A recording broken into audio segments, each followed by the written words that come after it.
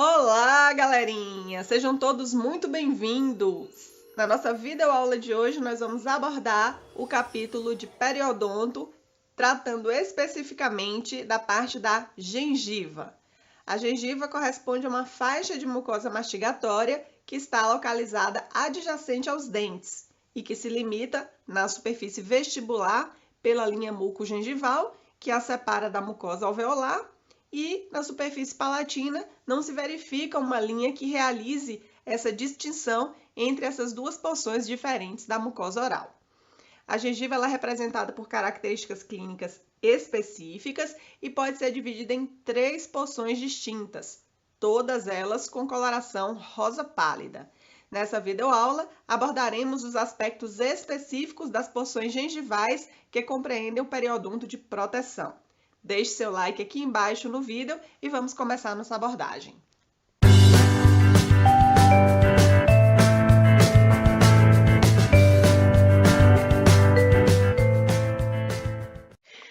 Bem, a gengiva ela é uma estrutura que faz parte da mucosa bucal.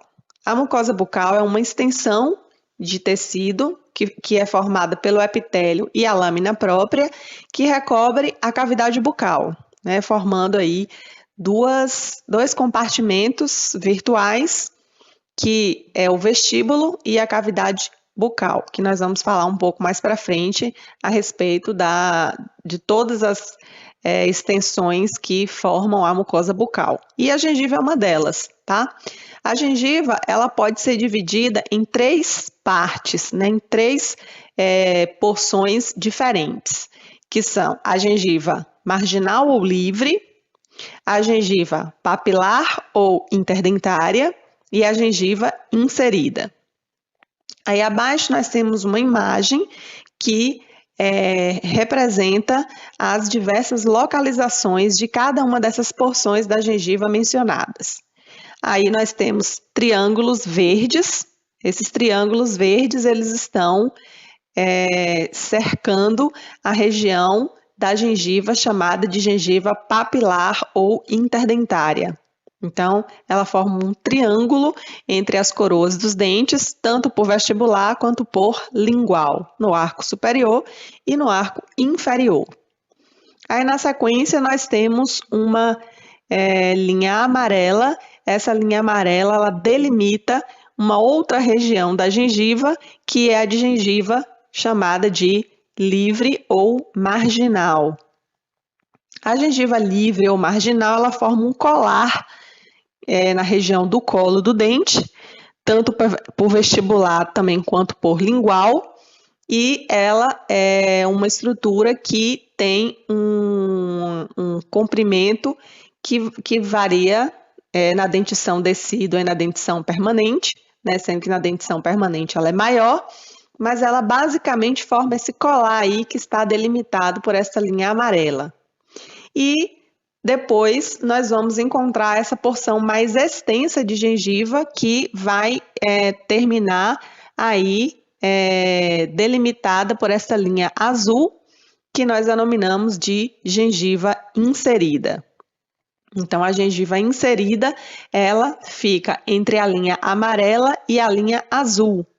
E essa nomenclatura de gengiva inserida, ela se deve ao fato da adesão muito intensa entre essa parte de tecido frouxo e o osso do processo alveolar, que está logo abaixo dela. Então, ela é uma estrutura de mucosa bastante aderida ao osso. Então, a gengiva ela é composta por essas 3 regiões, essas 3 porções diferentes. A gengiva marginal ou livre, que é esse colar aí ao redor do dente, tanto por vestibular quanto por lingual. A gengiva papilar ou interdentária, que é formada por esta região aí que está cercada por um triângulo em cor verde. Esse triângulo ele se estende de vestibular em toda a região entre os dentes, concluindo em um triângulo na lingual. Nós denominamos, portanto, de papila de gengiva papilar ou interdentária, justamente porque ela vai passar entre um dente e outro dente. E nós temos esta porção da gengiva firmemente aderida ao osso, que está localizada entre as linhas amarelas e a linha azul, que é denominada de gengiva inserida. Essas 3 porções formam a gengiva e a gengiva forma a mucosa bucal, né? Uma parte da mucosa bucal. Em relação a esse tecido que está acima da gengiva inserida, nós chamamos ele de mucosa alveolar, certo? E esta linha azul é a linha mucogengival, tá? Então, dessas partes da gengiva, apenas 2 delas vão compor o que nós denominamos de periodonto de proteção. As 2 partes que compõem o periodonto de proteção, elas são a gengiva marginal ou livre, que é essa área, né, limitada pela linha amarela, que forma esse colar aí ao redor do colo do dente, tanto por vestibular quanto por lingual, e a gengiva papilar ou interdentária, que é esse triângulo aí que tem essa forma triangular na vestibular, se estende entre os dentes e forma um triângulo também na lingual, é a gengiva papilar ou interdentária. Apenas as 2 porções da gengiva formam o periodonto de proteção. A gengiva inserida, embora também seja gengiva, ela não corresponde à porção de gengiva que compreende o periodonto de proteção, tá? E por que razão se dá essa divisão de partes da gengiva que correspondem àquelas que compreendem o periodonto de proteção e partes que não compreendem o periodonto de proteção? A razão é bem simples de ser compreendida. O periodonto de proteção, ele é a parte da gengiva que vai recobrir as estruturas que formam o periodonto de inserção. E apenas esta porção aí de gengiva marginal ou livre e papilar ou interdentária, ela vai recobrir aí o cemento, o ligamento periodontal e o osso alveolar, que é essa fininha camada de osso que forma as paredes internas do alvéolo. Então, a gengiva ela vai recobrir as estruturas do periodonto de inserção, protegendo eles, e vai recobrir aí a crista do osso alveolar, que é a parte onde o osso alveolar atinge a sua maior altura, sendo, portanto, as 2 porções da gengiva que responde pela função de proteger o periodonto de inserção e, portanto, apenas a gengiva marginal ou livre e a gengiva papilar ou interdentária que compreendem o que nós denominamos de periodonto de proteção. E a gengiva inserida, embora também seja uma parte da gengiva, ela não compreende periodonto de proteção, certo? Então, em resumo, a gengiva ela é uma parte da mucosa bucal, ela pode ser dividida em 3 porções diferentes. Essas 3 porções diferentes são as porções da gengiva livre ou marginal, papilar ou interdentária e inserida. Elas compõem a mucosa bucal e 2 partes da gengiva, que são a gengiva marginal ou livre e a papilar ou interdentária, também compreendem as estruturas do periodonto de proteção, porque estão envolvidas com o recobrimento das estruturas do periodonto de inserção, que são as fibras, né, a articulação que se estabelece entre o osso alveolar e o cemento e a altura mais alta do osso alveolar, que é a crista do osso alveolar. Para que a gente possa, então, estudar o periodonto de proteção, nós vamos estudar essas 2 porções da gengiva que compreendem o periodonto de proteção, que são a gengiva livre e a gengiva papilar ou interdentária. Tá? Então, vamos começar abordando as características da gengiva livre. Tá? Então, como eu havia mencionado anteriormente, a gengiva livre ela corresponde a um colar, né, de tecido gengival que vai revestir, que vai estar localizada na região do colo do dente. A região do colo do dente, como nós já comentamos a respeito, é aquela região onde a coroa termina e a raiz se inicia, onde eu tenho ali a junção amelo-sementária. Então, esta região de estreitamento que acontece aí no dente é o colo. E é justamente nessa região onde vai estar a gengiva livre ou marginal, formando um colar na vestibular e um colar na lingual, tá? A gengiva livre, como eu já havia mencionado no slide passado, ela tem um comprimento que vai variar. Ela é maior na dentição permanente e menor na dentição decídua. Então, na dentição decídua, o comprimento, ou seja, a altura, o local mais alto da gengiva livre e a base da gengiva livre, elas têm uma distância entre elas de 1,2 milímetros, a média de 1,2 milímetros da gengiva livre, que corresponde à gengiva livre na dentição decídua. E na dentição permanente, ela vai variar entre 1,5 a 1,8 milímetros. Então, veja que o comprimento da gengiva livre é um comprimento de milímetros, certo? A gengiva que nós visualizamos na sequência da gengiva livre, ela é denominada de gengiva inserida, tá certo? Bem, para que a gente possa compreender histologicamente a organização da gengiva livre, nós vamos observar essas duas imagens que estão postas aí. De um lado, do lado esquerdo, nós identificamos um esquema e do lado direito, nós visualizamos uma fotomicrografia que o esquema representa, certo? Então, nós visualizamos no esquema 2 elementos dentários, sendo que um deles nós estamos vendo uma secção longitudinal. Nessa secção longitudinal, nós conseguimos ver o osso, nós conseguimos ver o espaço periodontal e o que corresponde às fibras do ligamento periodontal, e nós conseguimos verificar ali nessa região aí do colo do dente, aí na lingual, uma área que está sendo circunscrita por uma figura geométrica que parece aí uma elipse. Então, esta figura, ela está circunscrevendo a parte da gengiva que é denominada de gengiva livre ou marginal, certo? Então, eu circunscrevi apenas a gengiva livre que está recobrindo o colo do dente na face lingual, mas nós temos também a gengiva livre recobrindo o mesmo dente na face vestibular. Nós conseguimos aí visualizar esta estrutura.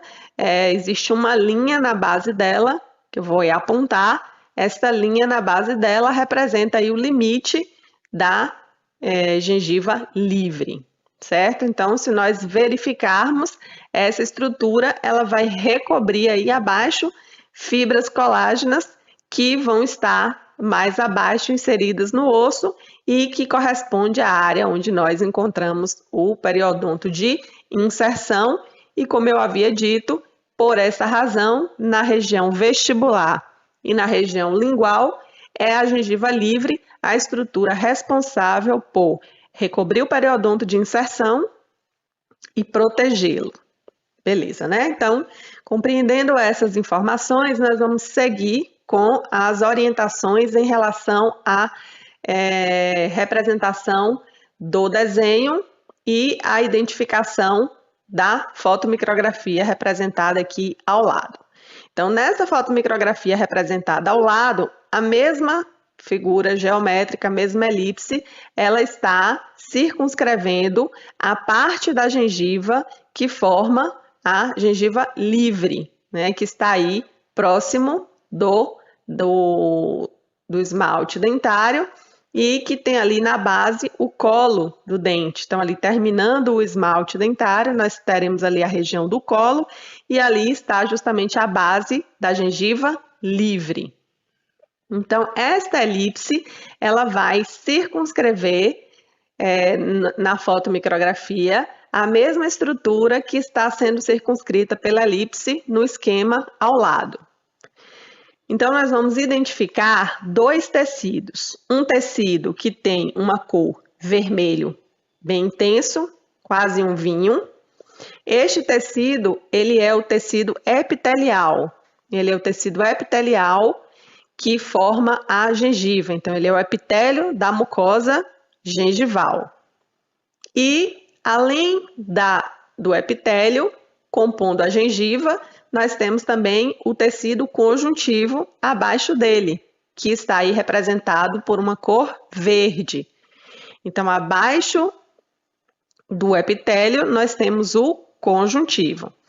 Se a gente se lembrar lá da histologia 1, né, que é histologia e embriologia, nós vamos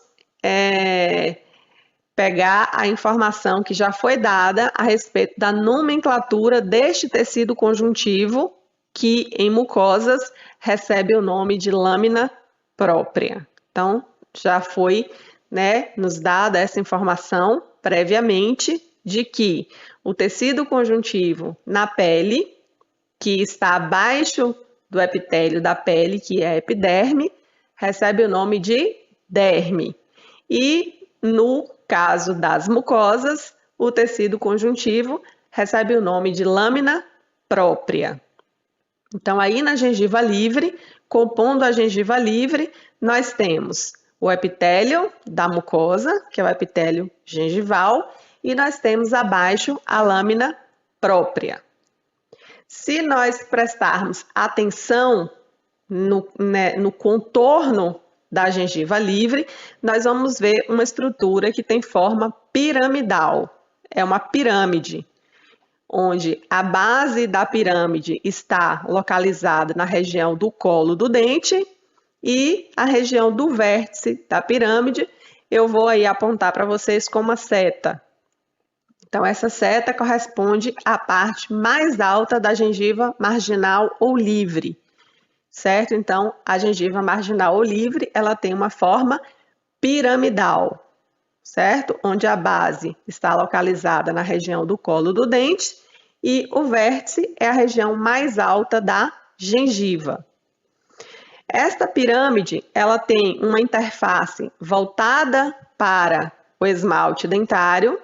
Vou apontar com a seta para vocês, né, para a região do epitélio da gengiva livre, que está voltado para o esmalte, e nós temos uma vertente do epitélio voltada para o lado oposto, que é para a cavidade bucal. Essa vertente é a chamada vertente externa, certo? Então, a gengiva livre, ela é uma estrutura de formato piramidal, composta pelo epitélio, que reveste a vertente interna, e pelo epitélio, que reveste a vertente externa da gengiva livre. Então, como uma estrutura de formato piramidal, a base dela é composta apenas de tecido conjuntivo, que é a lâmina própria, e as suas vertentes internas e externas são revestidas por tecido epitelial. Então, nós temos o epitélio, que reveste a vertente interna, que está aí em contato com a coroa do dente, e a vertente externa, que está voltada para a cavidade bucal e é formada por esse epitélio mais espesso. Então, o epitélio que corresponde à vertente interna tem uma espessura bem mais fina, mais delgada, e o epitélio voltado para a vertente externa tem uma espessura bem maior, se comparada com o epitélio que forma a vertente interna. Desde a base aí, que corresponde à região do colo do dente, até a região mais alta, nós vamos encontrar um comprimento que gira em torno de 1,5 a 1,8 milímetros na dentição permanente e 1,2 milímetros como média para o comprimento na dentição decídua. Nas imagens abaixo, nós vemos esquematicamente o processo de estabelecimento e formação da gengiva livre. Este mecanismo, ele se desenvolve a partir da fusão do epitélio reduzido do órgão do esmalte com o epitélio que reveste a cavidade oral. Então, nós vamos relembrar algumas das informações que nós obtivemos quando estivemos estudando a odontogênese e depois o esmalte dentário. E vamos agora relembrar essas informações para que a gente possa compreender o mecanismo de formação da gengiva livre. Bem, o esmalte dentário, ele se forma a partir do epitélio do órgão do esmalte. O epitélio do órgão do esmalte, ele inicialmente se liga ao epitélio de origem a partir da lâmina dentária e ele vai sofrendo diversas modificações morfológicas, né? Durante a fase de broto, durante a fase de campânula, durante a fase de capuz, de campânula e de coroa. Bem, essas estruturas, elas passam por eventos de morfodiferenciação e eventos de histodiferenciação, especialmente as células do epitélio interno do órgão do esmalte.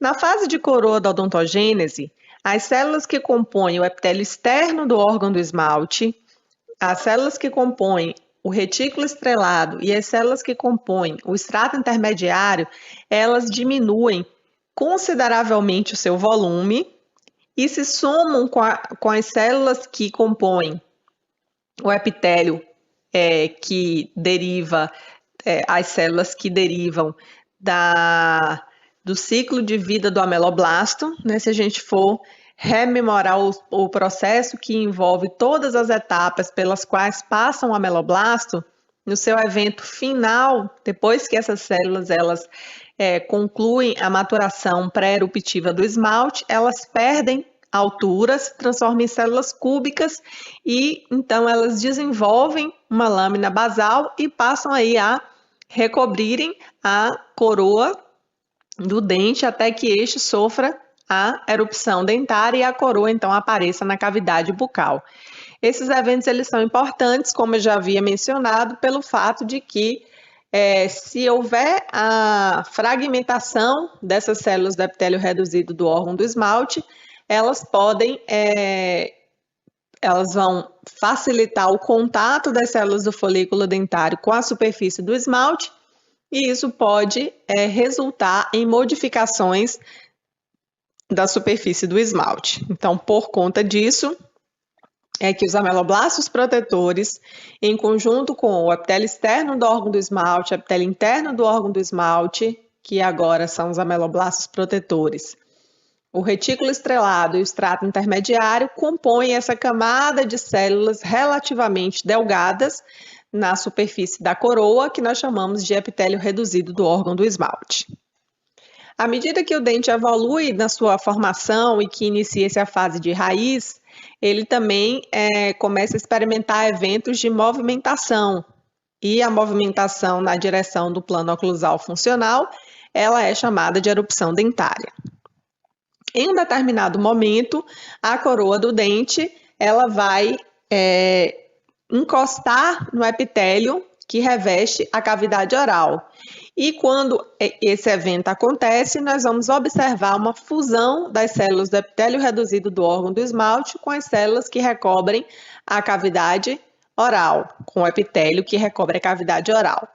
Esta fusão ela vai ser importante para permitir que haja a formação de um canal epitelial e que o dente atravesse o epitélio sem expor o tecido conjuntivo.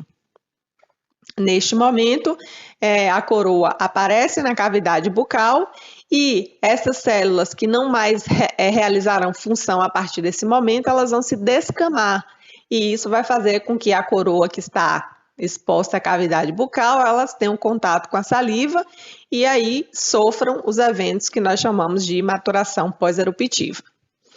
Porém, à medida que o dente vai evoluindo no seu processo de erupção e alcança o plano oclusal funcional, a região do colo permanece ainda recoberta por estas células resultantes da fusão do epitélio reduzido do órgão do esmalte com o epitélio da cavidade oral. E esta região vai compreender justamente a região da gengiva livre, certo? Principalmente as células do estrato intermediário, elas serão aí responsáveis por poder compor essa estrutura que é a estrutura da gengiva livre. Esses processos relativos à formação final da gengiva livre vai ocorrer mais ou menos por volta de 1 ano depois que o dente atingiu o plano oclusal funcional e já está aí recebendo todas as forças que ele vai estar, né, submetidos ao exercer a função mastigatória. Então, dentro deste contexto, a gengiva livre ela só desenvolve a sua estrutura final em relação à organização da lâmina própria e em relação à organização da sua estrutura 1 ano após a erupção do dente, em que ele atingiu o plano oclusal funcional, permitindo assim que as suas fibras elas adquiram uma orientação favorável a responder às forças que o dente estará submetido no momento em que ele estiver realizando as funções de mastigação e demais funções a quais os dentes estão aí envolvidos. Aí, na sequência, vamos estudar a estrutura da gengiva livre, tá? Para a gente estudar a estrutura da gengiva livre, a gente precisa compreender este esquema que está aí apresentado, tá? Então, nós temos a imagem da gengiva livre, que é a parte aí vestibular ou lingual, como queiram. Nessa imagem aí não dá para definir se é uma ou se é outra, então nós vamos aí estipular que seja a vestibular. Então, nós temos o esmalte aí vestibular, nós temos aí o limite amelo-sementário, a região do colo do dente e essa estrutura aí piramidal que forma a gengiva livre. Aí nós temos a indicação da vertente externa da gengiva livre e nós temos a região que corresponde à vertente interna da gengiva livre. E nós vamos iniciar os detalhes, né, a respeito da estrutura histológica da gengiva livre a partir da vertente interna desta, tá? Então, a vertente interna da gengiva livre ela é formada pelo epitélio que reveste internamente esta estrutura piramidal. O epitélio que forma internamente, né, a vertente interna da gengiva livre, ele é composto por duas partes que nós vamos denominar de maneiras distintas.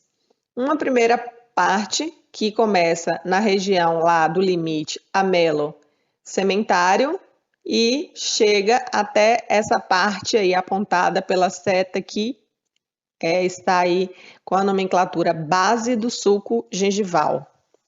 Então, aí apontada pela seta, a região mais inferior, né? A região mais baixa do epitélio que reveste a vertente interna da gengiva livre e que se estende até esta seta aí que está identificada como base do sulco gengival, representa um trajeto da vertente interna que é denominado de epitélio juncional. O epitélio juncional é a parte da vertente interna da gengiva livre que tem normalmente uma aderência à superfície do dente. Essa aderência se dá por meio de ligações químicas das moléculas, né, que se estabelecem aí, e essa aderência epitelial ela pode ocorrer com o esmalte dentário, ela pode ocorrer com a dentina, nas situações onde, por exemplo, não se estabelece uma ligação direta do esmalte com o cemento, a aderência epitelial pode se estabelecer com a dentina. E ela pode também, a aderência epitelial pode se estabelecer com o cemento. A gente deve se lembrar daquela relação que o cemento também pode estabelecer com o esmalte, quando ele recobre aí a porção terminal aí do esmalte, né? Então, nesta relação, a aderência epitelial ela vai se estabelecer entre o epitélio e o cemento. E existe uma possibilidade também de que essa aderência se estabeleça com materiais restauradores. Então, quando o paciente ele tem uma cárie nessa região aí, que é a região cervical da coroa, e que essa região cervical se estende aí para a região do epitélio juncional. Quando nós realizamos a restauração, né, retiramos o tecido cariado e colocamos o material restaurador, a aderência epitelial volta a se estabelecer na superfície do material restaurador, certo? Então, o epitélio juncional é a parte da vertente interna da gengiva livre que se encontra aderida à superfície do dente. Essa aderência, ela pode se dar com o esmalte dentário, ela pode se dar com a dentina, com o cemento ou com materiais restauradores na condição que eu já havia explicado. Então, a vertente interna ela é composta por duas partes. A primeira é o epitélio juncional e na sequência nós vamos ver que aquele términozinho ali, que mede cerca de 0,5 milímetro, que está identificado como epitélio sulcular, corresponde ao sulco gengival. Então, a vertente interna ela é formada pelo epitélio juncional mais o sulco gengival.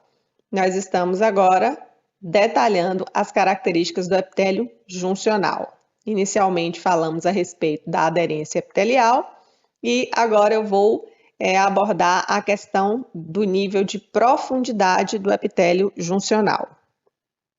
O epitélio juncional ele tem um nível de profundidade e esse nível de profundidade ele é limitado por fibras colágenas que se inserem no cemento. Então, vou apontar com a seta para essa região aí mais alta do cemento, a região mais alta do cemento cervical.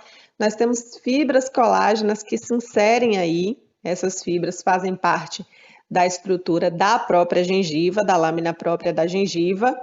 E essas fibras gengivais, elas são responsáveis por limitar a profundidade do epitélio juncional, certo? Então, quando nós temos, por exemplo, uma condição inflamatória da gengiva, em que essas fibras gengivais elas são destruídas e que o processo ele é tratado e que se restabelece uma situação de normalidade e ausência de inflamação, a tendência é que o epitélio juncional ele tenda a se alongar até encontrar a inserção das mais altas fibras que vão estar inseridas no cemento. Então, as fibras principais da gengiva que se inserem no cemento, elas são a razão da limitação da profundidade do epitélio juncional. E a parte mais alta do epitélio juncional, ela corresponde ali à base do sulco gengival. Então, essa parte da gengiva, na sua interface voltada para a superfície do dente, se encontra aderida por meio de um tipo de adesão denominado de aderência epitelial. Tá? Então, aí nesta imagem, nós temos circunscrito a nomenclatura do epitélio juncional, porque nós vamos detalhar esta estrutura e no slide a seguir, nós vamos mostrar histologicamente como se estabelecem as células aí nesta região, que são as células epiteliais. Aqui nós temos duas representações esquemáticas. À esquerda, nós temos uma representação esquemática que representa uma visão mais ampla, com menos detalhes, onde nós podemos visualizar toda a estrutura da gengiva livre, observando tanto a sua vertente interna quanto a sua vertente externa, e mais a região da lâmina própria e um pouco abaixo, uma parte do osso alveolar. Nós temos também aí representados a organização do epitélio juncional e do epitélio do sulco, o epitélio sulcular. Nós queremos aqui, nesta representação da direita, detalhar a estrutura do epitélio juncional, que é o epitélio que que é a parte do epitélio que corresponde à vertente interna que nós estamos estudando, né? A qual nós já referimos que se relaciona com o dente por meio de um tipo de adesividade denominada de aderência epitelial. Então, corresponde à parte da vertente interna da gengiva livre que está aderida à superfície do dente, de tecidos que aí se encontram, ou até mesmo de materiais restauradores. Então, aí, no esquema à esquerda, nós identificamos uma estrutura que nos permite uma visão mais ampla, e aí nós temos a indicação de uma linha que orienta para um nome que é o lâmina basal interna, e uma outra linha, desta vez, no outro lado do epitélio, que é o epitélio juncional, chamado de lâmina basal externa. Então, uma característica peculiar do epitélio juncional é que, ao invés de este epitélio possuir uma lâmina basal, ele, na verdade, possui duas lâminas basais. E essas duas lâminas basais, elas se encontram ali no vértice, que é a porção final a porção mais baixa do epitélio juncional. Certo? Então, ali, a lâmina interna, basal interna e a lâmina basal externa, elas se encontram, tá? A lâmina basal interna corresponde à lâmina basal que está na interface entre o epitélio juncional e a superfície do dente. E a lâmina basal externa é a lâmina basal que se estabelece entre o epitélio juncional e a lâmina própria, que é o tecido conjuntivo que vai ser responsável por nutrir e inervar este epitélio, tá? Aqui no esquema da direita, nós visualizamos com mais detalhes essa estrutura aí do epitélio juncional. Então, notem que esta figura geométrica, que é esta elipse, ela foi posta no esquema à esquerda, delimitando ali a região do término do epitélio juncional, e nós temos aqui à direita justamente um zoom nesta região. Então, nós visualizamos mais próximo a lâmina basal interna, aí representado com uma cor lilás, e a lâmina basal externa, representada pela cor vermelha. Este epitélio ele é formado por células que se iniciam com a menor quantidade em número, e à medida que eu vou ali chegando para a região do epitélio que vai compor o epitélio do sulco, o seu número ela vai aumentando. Então, ele é um epitélio que tem mais que uma camada. As camadas elas se iniciam em menor quantidade e elas vão aumentando à medida que eu vou me aproximando do epitélio do sulco. Estas células elas compõem duas camadas citadas aí acima, que são as camadas basal e a camada suprabasal. A camada basal é a camada de células epiteliais que estão em contato com a lâmina basal externa. E as células que compõem a camada suprabasal, elas são as demais células que não formam a camada basal. Então, o epitélio juncional é um epitélio formado por duas camadas de células. É um epitélio estratificado que é composto pelas células da camada basal e pelas células da camada suprabasal. As células da camada basal estão em contato com a lâmina basal externa e as demais células correspondem às células da camada suprabasal. Uma coisa importante a se destacar é que, em geral, as células que formam o epitélio, elas são células que possuem uma grande quantidade de desmossomos, que unem as células umas às outras. São tipos de junções adesivas que são muito comuns no tecido epitelial. Aqui, no epitélio juncional, a quantidade de desmossomos unindo as células vizinhas é bem reduzido. E essa quantidade reduzida de desmossomos vai colaborar para que haja uma permeabilidade deste epitélio juncional, que é maior se comparado com epitélios de outras regiões, como, por exemplo, o epitélio da vertente externa, o epitélio sulcular. Então, esta é uma característica importante do epitélio juncional, que é a quantidade reduzida de desmossomos entre as células vizinhas, tornando este epitélio um epitélio mais permeável. Tá? E uma outra característica do epitélio juncional é a sua taxa de multiplicação. O epitélio juncional é um epitélio que se renova muito rapidamente. Talvez seja o epitélio mais a se renovar mais rapidamente no corpo humano. Em torno de uma semana, mais ou menos, este epitélio ele se renova completamente. E as células que se descamam dele, elas vão se descamar ali na região do sulco gengival, certo? Então, são características do epitélio juncional.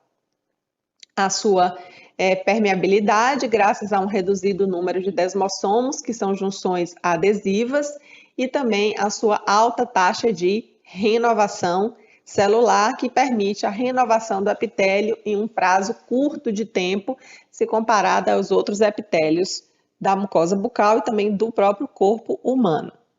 Tá? Então, em resumo, o epitélio juncional é o epitélio que compõe parte da vertente interna da gengiva livre. Ele se liga à superfície do dente por meio da aderência epitelial. Ele tem como peculiaridade possuir duas lâminas basais, uma lâmina basal interna, que é a lâmina basal voltada para a superfície do dente, e uma lâmina basal externa, voltada para a lâmina própria. Ele possui um epitélio estratificado, formado por duas camadas de células, as células da camada basal, que estão em contato com a lâmina basal externa, e as outras células que compreendem a camada suprabasal do epitélio. As células que rapidamente se multiplicam, elas se descamam também, as velhas se descamam aí na região do sulco gengival. Então, essas são as características do epitélio juncional. Para concluirmos aí o detalhamento da vertente interna da gengiva livre, nós vamos abordar esse outro trajeto de epitélio que está aí na sequência do epitélio juncional, que é o epitélio do sulco gengival, ou epitélio sulcular. Essa parte da vertente interna da gengiva, ela não se adere à superfície do dente, e por isso ela forma um sulco entre o epitélio e o dente, que é o sulco gengival. Essa estrutura, ela vai delimitar uma área, que é a área do sulco, que está preenchida por um componente fluido que nós chamamos de fluido crevicular. Eu vou rapidamente abordar para vocês como ocorre a formação do fluido crevicular. O fato é que o fluido crevicular, ele ocupa esse espaço aí do sulco gengival, que mede em torno de 0,5 milímetros, que é a profundidade do sulco gengival. A característica do epitélio sulcular é ser formado por um epitélio estratificado pavimentoso do tipo não queratinizado, tá? Isso aí é diferente do que nós verificamos na vertente externa da gengiva livre, porque a vertente externa da gengiva livre, ela é recoberta por um epitélio que se caracteriza por ser estratificado, pavimentoso e queratinizado. Tá? Representa um tipo de região da mucosa bucal que nós chamamos de mucosa mastigatória. Então, essa vertente externa aí da gengiva livre, ela é um tipo de mucosa mastigatória e ela se apresenta como sendo uma mucosa revestida por um epitélio do tipo queratinizado. Isso na vertente externa. Na vertente interna, nós temos o epitélio juncional, que não é queratinizado, e o epitélio do sulco, que também não é queratinizado. O epitélio do sulco, ele não tem aderência sobre a superfície do dente, ele se encontra livre da superfície do dente, sem adesão, e ele, portanto, vai delimitar um espaço aí que é o sulco gengival. O sulco gengival, ele não se encontra vazio, né, esses 0,5 milímetros de profundidade, ele está preenchido por um componente, um componente fluido, que é o fluido crevicular. O fluido crevicular, ele é composto pelo filtrado do plasma sanguíneo. Como eu havia comentado com vocês no slide passado, as células que compõem o epitélio juncional são células que têm uma baixa adesividade umas com as outras, graças ao fato de elas possuírem uma quantidade pequena de junções adesivas, ou seja, uma quantidade pequena de desmossomos. Este fato faz com que este epitélio se torne permeável. Como a gengiva é muito vascularizada, o filtrado do plasma sanguíneo consegue passar no espaço entre as células e ir se acumular nessa região aí do sulco, juntamente com anticorpos, certo? E outros elementos de defesa que ajudam a proteger essa região, tentando evitar o estabelecimento de placa bacteriana. Além do fluido crevicular, nós temos aí também uma quantidade de células descamadas, que são as células que se descamam a partir tanto da renovação das células do sulco gengival, mas principalmente da descamação do epitélio juncional, que eu já comentei com vocês, que é um epitélio que se renova rapidamente. Então, esse fluido crevicular, ele vai ocupar esse espaço aí, que é o espaço do sulco gengival. Então, a vertente interna da gengiva livre, ela é composta por um epitélio aderido à superfície do dente, que é o epitélio juncional, e uma parte que não está aderida, que é o epitélio sulcular. O epitélio sulcular, ele vai estar relacionado com a superfície do dente sem adesividade, mas estabelecendo um espaço entre eles que é preenchido pelo fluido crevicular. Espaço esse que é denominado de sulco gengival. Nesse slide aqui, nós vamos abordar uma das formas de nós verificarmos clinicamente a condição de rigidez, ou seja, a condição de normalidade e de saúde da gengiva. Nós temos uma avaliação clínica que nós denominamos de sondagem gengival. A sondagem gengival, ou também sondagem periodontal, é um procedimento que nós realizamos por meio da utilização de um instrumental chamado de sonda. Essa sonda é um instrumento padronizado que ele apresenta marcações de milímetros, e essas marcações de milímetros elas podem nos orientar quanto ao limite de inserção do epitélio juncional. Quando nós temos uma condição de normalidade e que nós realizamos o procedimento de sondagem, que é de inserir a sonda entre o epitélio da gengiva livre e a superfície do dente, a sonda ela vai alcançar a sua profundidade máxima na região da base do epitélio juncional. E ela, portanto, vai separar o epitélio juncional da superfície do dente, retirando ali naquele local a aderência epitelial, mas que posteriormente volta a se reestabelecer dentro de uma condição de normalidade, e as fibras ali, as primeiras fibras que vão estar inseridas no cemento, vão limitar a profundidade de descida da sonda periodontal. Essa profundidade, ela não deve, em condições de normalidade, ultrapassar valores entre 3 e 4 milímetros. Porque quando nós temos uma sondagem que revela um limite de profundidade maior que 4 milímetros, implica dizer que houve um processo inflamatório da gengiva, processo inflamatório este que foi suficientemente competente para destruir aquelas fibras ali que estavam limitando a descida do epitélio juncional, e isso faz com que a sonda ela consiga alcançar um limite de profundidade sem oferecer resistência maior do que 4 milímetros. Quanto maior nós tivermos um limite de profundidade, mais danos o processo inflamatório produziu. Esse processo inflamatório inicialmente é chamado de gengivite, mas à medida que ele começa a comprometer a estrutura de suporte do dente, ele passa a ser chamado de periodontite. E esse aumento de profundidade de sondagem, ele representa um tipo de condição do periodonto que nós denominamos de bolsa periodontal. Então, a gengivite ela deve ser tratada para que se restabeleça a condição de normalidade e a periodontite também deve ser tratada, embora caso haja perda de tecido de inserção, eles não voltem a se recuperar, eles não voltam a se recuperar e aí o processo serve para limitar a progressão da doença e impedir que mais danos se processem sobre o suporte do dente e esse, portanto, não evolua com mobilidade.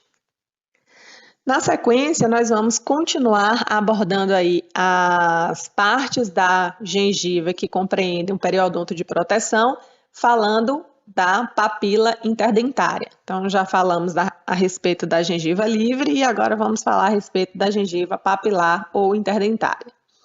A gengiva papilar ou interdentária, ela compreende um triângulo na vestibular que se estende entre os dentes e termina com um triângulo na lingual. Esta porção, ela pode ser vista circunscrita por linhas amarelas na mesma imagem aqui embaixo à direita. Então, nós temos duas imagens semelhantes, uma sem as circunscrições à esquerda e uma com a circunscrição à direita, para que a gente possa compreender qual que de fato é a parte da gengiva que forma a gengiva papilar ou interdentária. Então, a gengiva papilar ou interdentária, ela é um triângulo que se estende da vestibular até a lingual e que se encontra na interface entre dois dentes.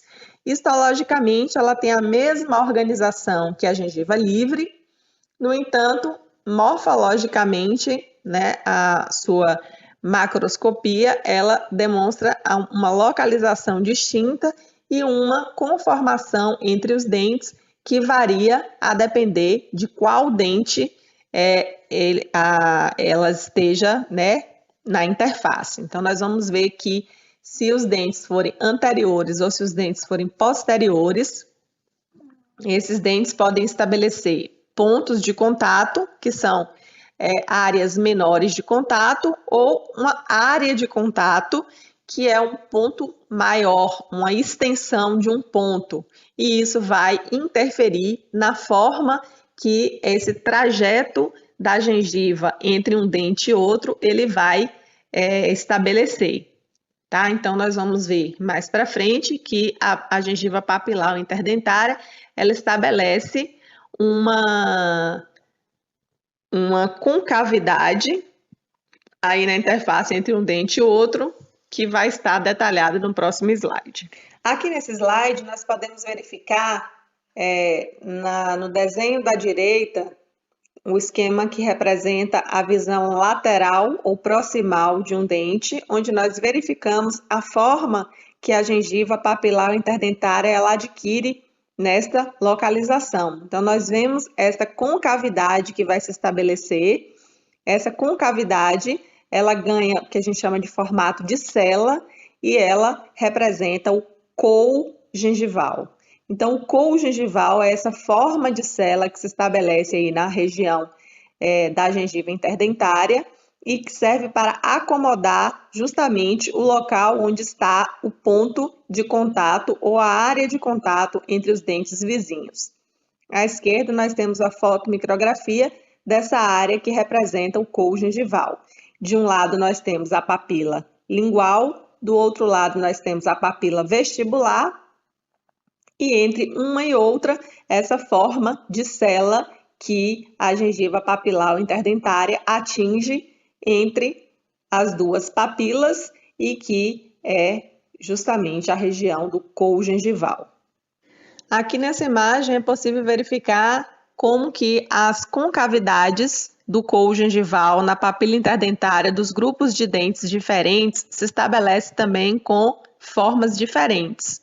Então, à medida que os dentes estabelecem áreas mais amplas de contato, nós vamos vendo que a forma de cela é mais aberta. E quando o dente estabelece pontos de contato, a forma de cela ela é mais fechadinha, um raio menor. Tá? Então, aí nós temos esquemas de região proximal de dentes mostrando o couro gengival, o seu formato em grupos de molares, de pré-molares e de dentes anteriores, né, de incisivos.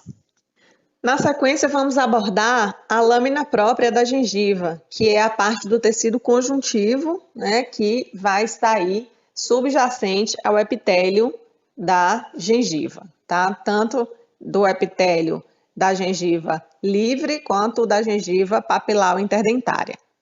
A lâmina própria constitui-se num tipo de tecido conjuntivo típico, né, que tem características de tecido conjuntivo frouxo mais próximo ao epitélio, e à medida que nós vamos nos aprofundando, ele vai ganhando uma quantidade maior de fibras e ganhando um aspecto mais denso. Então, o tecido conjuntivo mais frouxo está na região das papilas conjuntivas, formando um conjuntivo do tipo papilar, e à medida que a gente vai se aprofundando, a quantidade de fibras vai aumentando e o conjuntivo vai ficando com uma característica que é denominada de reticular. Esse tecido conjuntivo, ele é muito semelhante ao tecido conjuntivo de qualquer outra região do corpo, né, sendo formado por fibroblastos que depositam as fibras colágenas e que produzem todos os componentes da matriz extracelular e também a presença de células de defesa. Nós vamos abordar aqui uma das características deste tecido que o torna específico, que é a presença de grupos de fibras colágenas, que nós consideramos como grupos principais de fibras colágenas, que compõem na gengiva uma estrutura semelhante a um ligamento periodontal, como se fosse um ligamento gengival, com a finalidade de manter a gengiva aderida à superfície do dente e de dar uma estruturação à gengiva de forma que ela possa manter a sua forma à medida que nós realizamos a função com os ossos da maxila e da mandíbula. Então, na lâmina própria da gengiva, nós vamos ter fibras colágenas que compõem um arranjo secundário, ou seja, que não estão incorporados nos grupos principais de fibras que constituem os grupos principais de fibras do ligamento periodontal.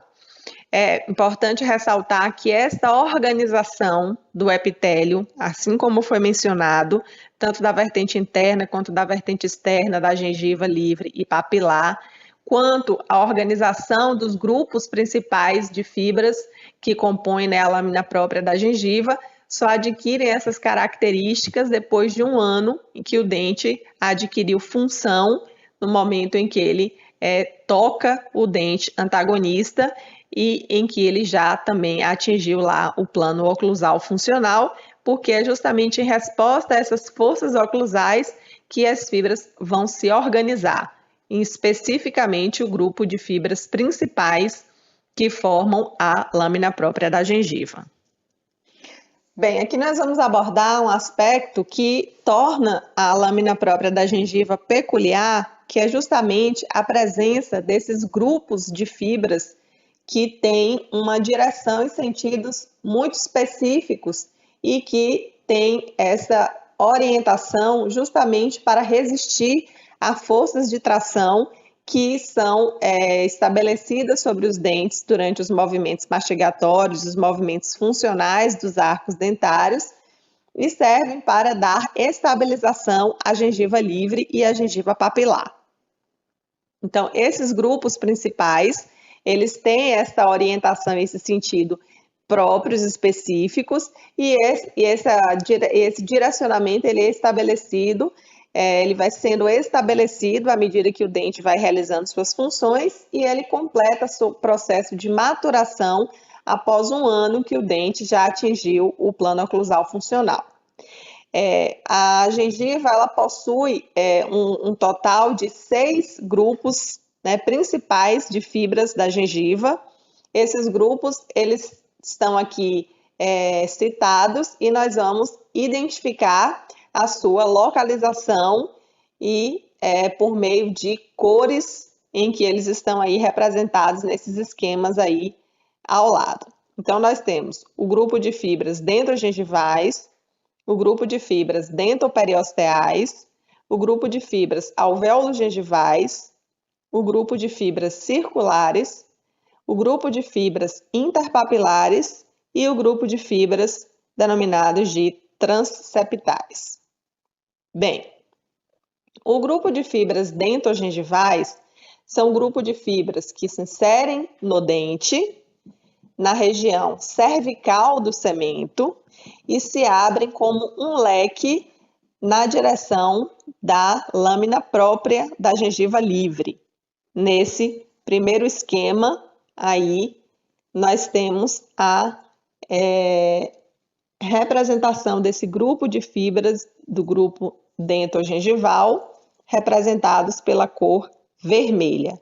Então, esse grupo de fibras representados pela cor vermelha, eles representam um grupo de fibras que possuem inserção no dente, no cemento cervical e se abrem como um leque na direção da lâmina própria da gengiva livre.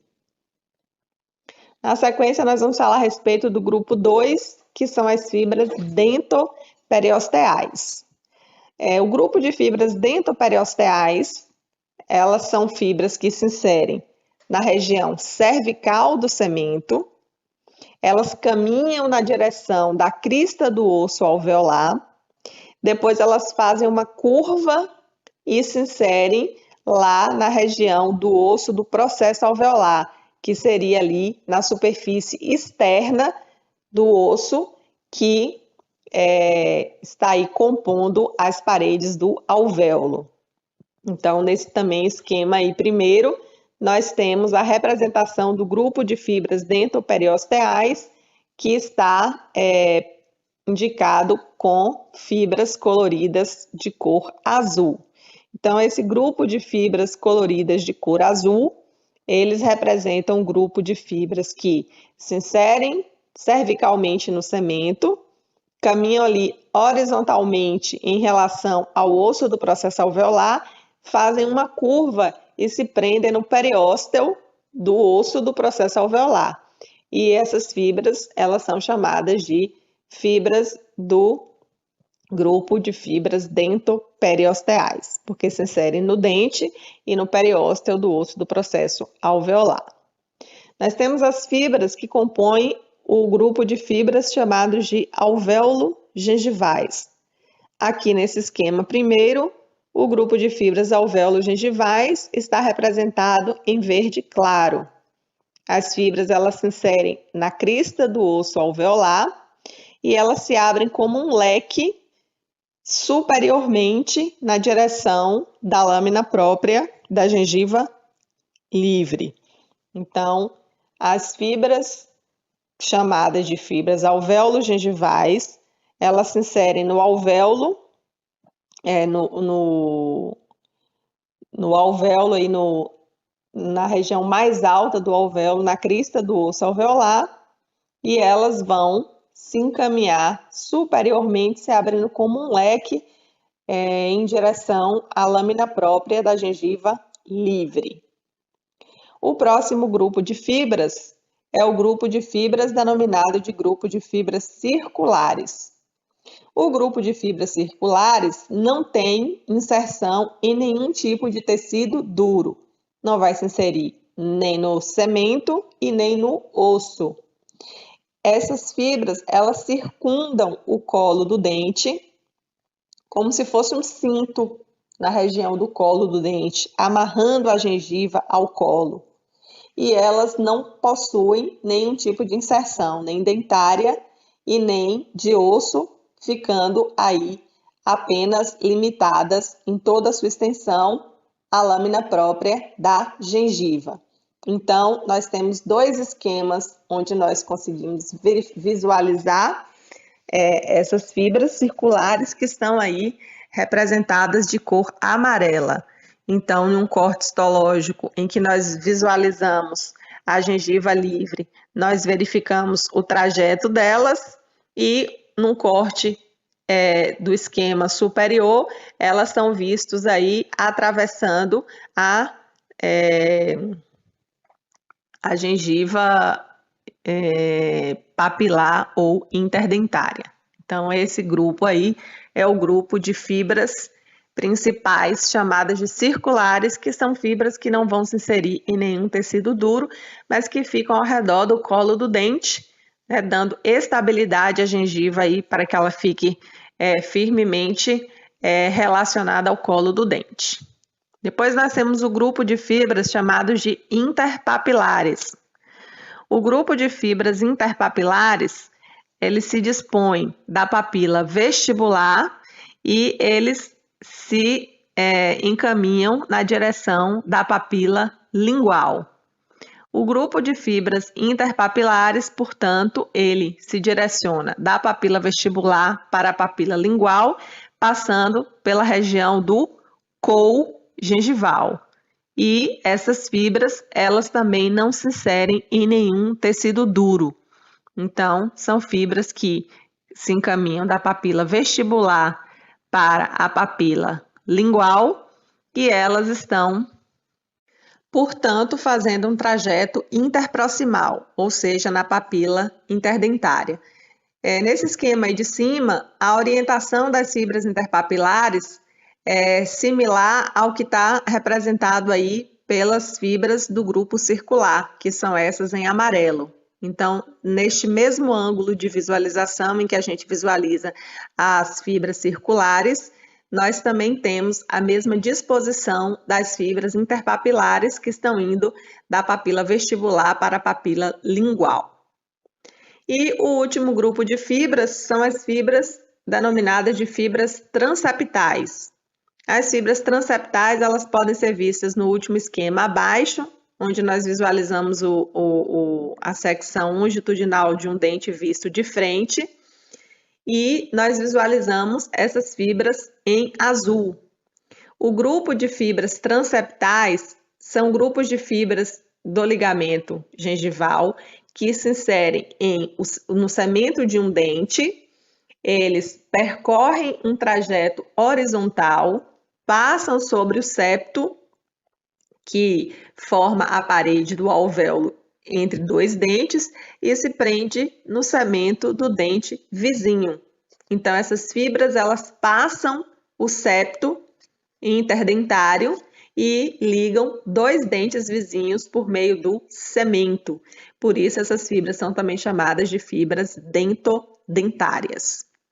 Tá? Então, esses esquemas de fibras, eles vão se tornar assim dispostos depois de um ano que o dente está aí sofrendo já com as cargas oclusais que se estabelecem sobre ele durante os movimentos funcionais, e eles estabelecem esses 6 grupos de fibras que alguns estão inseridos em dente, se encaminhando para a lâmina própria da gengiva, outros que estão inseridos no osso, se encaminhando para a lâmina própria da gengiva, outras que estão se inserindo no cemento e indo para o osso do processo alveolar, outros que não têm inserção em nenhum tecido duro, estão circundando o colo do dente, outros que também não têm inserção em tecido duro e que estão indo da papila vestibular para a papila lingual, e grupos de fibras que estão unindo dentes vizinhos através do cemento e cruzando aí o septo interdentário, que são as fibras transeptais. Então, estas fibras constituem o grupo de fibras principais da gengiva. O grupo de fibras secundárias da gengiva correspondem às fibras colágenas que não estão compondo os principais e que estão distribuídos de maneira aleatória, né, uma organização aleatória, compondo o tecido conjuntivo que compreende a lâmina própria da gengiva da qual nós estamos tratando. Ok, pessoal, estamos aí concluindo o nosso capítulo de periodonto. Falamos a respeito dos 4 tecidos que compõem essa estrutura, parte dela responsável por inserir ou sustentar os dentes nos ossos gnáticos, relacionados especificamente à sua porção dos processos alveolares, e concluímos aqui a nossa abordagem falando do tecido mole que vai revestir o periodonto de sustentação, vai recobrir a crista do osso alveolar e, portanto, proteger essa estrutura, que é a gengiva. Dessa forma, concluímos o nosso capítulo e assim vocês agora já sabem como se estabelece o processo de relacionamento do dente com os ossos gnáticos, ok? A gente se vê em breve com outros capítulos da histologia oral. Fui!